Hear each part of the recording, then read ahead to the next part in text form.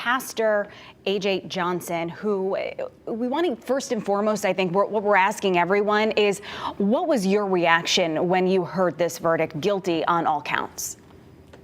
Yeah, thank you for this opportunity to share during this historical moment in time. I mean, the reaction in my house with my wife, Melinda Johnson, and my two black sons were, when those counts came in guilty on all three charges. One, we broke down crying. My wife started screaming, and my sons didn't know what to do. So one was crying, one was joyous. Everybody, the kids were trying to figure out what was going on, but it was a moment of relief that that this country and our judicial system made the right decision today. As a black man and as a father of two black boys, I can be proud of our judicial system at this point in time when it came to having justice.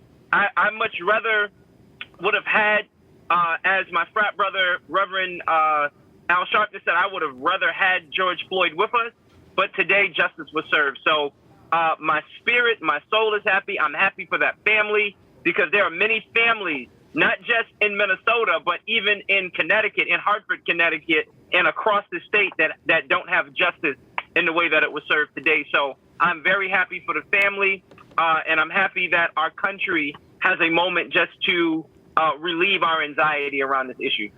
Pastor, I want to ask you where you hope we go from here. There's been some talk about what kind of legal precedent this case sets, but what kind of emotional precedent does this case set, and where do you hope we go as a nation from here?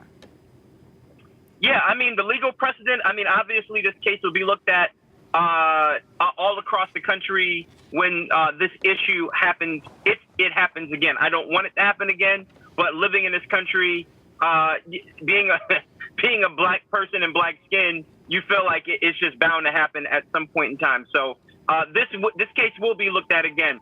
In terms of emotions, emotionally, I think that, the anxiety that this country was going to explode, right? If this was an innocent verdict, this country would have exploded, because we have seen time after time things happen to black people and black people in this country that go unnoticed, go unrecognized, go unaccountable, like all kind of things. So emotionally, this feels good. Now, where do we go from here? Listen, I think that there are things happening right now in our state capitol that are going in the right direction. House Bill 6662, declaring racism a public health crisis, is going in the right direction. I believe that Treasurer Wooden's baby bonds bill, making sure that young children that are born in this state have an opportunity to have wealth and, have an opportunity to have a trust fund that is in their name to do different things, start a business or go to college. I believe that when Senator Anwar put forth Senate Bill 55, again, declaring racism a public health crisis, all these things are heading in the right direction, but we still have to hold people accountable. We still have to hold people accountable.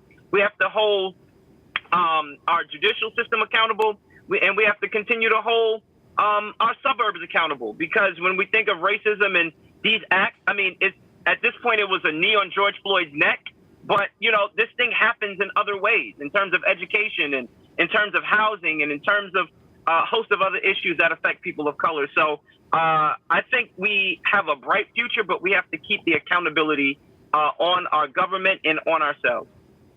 And Pastor, one thing that really has come out of this, the whole Black Lives Matter movement, and what we have been hearing when all of this was happening is, we talked to black families. You said yourself, you have two boys that you're raising. And the conversations among black families is usually a little bit different when it comes to interactions with police officers. Now having this historic verdict, is there any different message that you are going to pass along to your boys? Well, I think until the heart of America changes, until we can have people of color live in white spaces or until we can truly invest and take a real attentional approach to the ghettos and what we call the hoods and the urban areas, however you want to describe it. I mean, I think the message is the same. I mean, unfortunately, we celebrate this today, but until America has a heart change, until we really look at these issues and not just celebrate a verdict, but actually take care of some of these systemic issues that produce these issues, I think the conversation is the same. I hate to be like a Debbie Downer about it, but this is the reality of being Black in America. So the conversation, I think, remains the same until we can see a real effort on looking at why Black neighborhoods are deplorable and white neighborhoods are seen as better. We have to change that. That is a mindset and a heart change, and everybody has to push to make it better. At this point, do you see, specifically because of this verdict today and the opportunity to decompress a little bit? You talked about it earlier. This would be a much different picture this afternoon had those verdicts been different in that courtroom in Minneapolis. At this point, do you think it will be somehow easier to work together constructively as we move forward to improve the civil rights picture here in America? Yeah, I appreciate that question. Will it be easier? Well, just think, in a matter of 2 weeks, Minnesota is that same county is back in the same position. You know, with Dante, right? They're back in the same predicament. So it's like we're living this over again. So I necessarily can't answer the question definitively. Does this make things easier? I can say that this does help in deciding the heart of America. I mean, people on the street making sure this verdict, people, organizers flying it, like activists doing their thing across the country.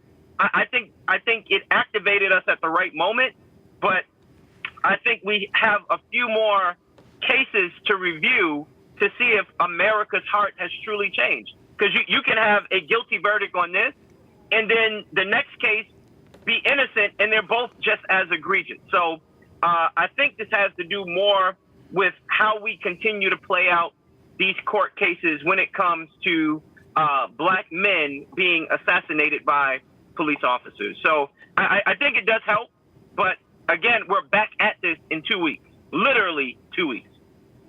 Pastor Johnson, thank you so much for taking the time to speak with us and give us your thoughts. We really appreciate it. Thank you for the opportunity.